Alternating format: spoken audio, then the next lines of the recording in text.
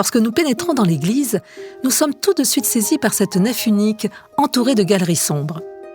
Tout dans cette église rappelle la mer. Le bateau suspendu, bien sûr, mais également la voûte qui adopte la forme d'un navire renversé.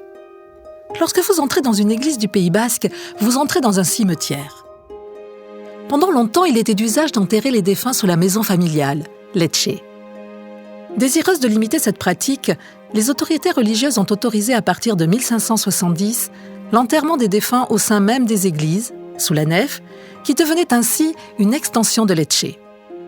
La plupart des familles de la paroisse disposaient d'un iarleku, une tombe au sein de l'église, et les morts y étaient ensevelis, la tête en direction de l'autel.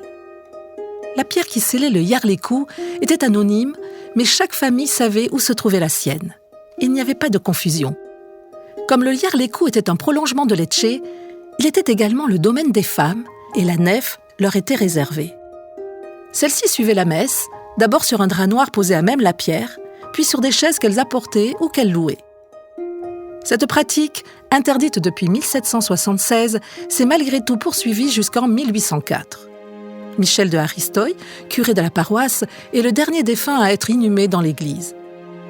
Les défunts de la ville ne sont plus enterrés sous la nef et le petit cimetière qui, entourait autrefois l'église, a bel et bien disparu.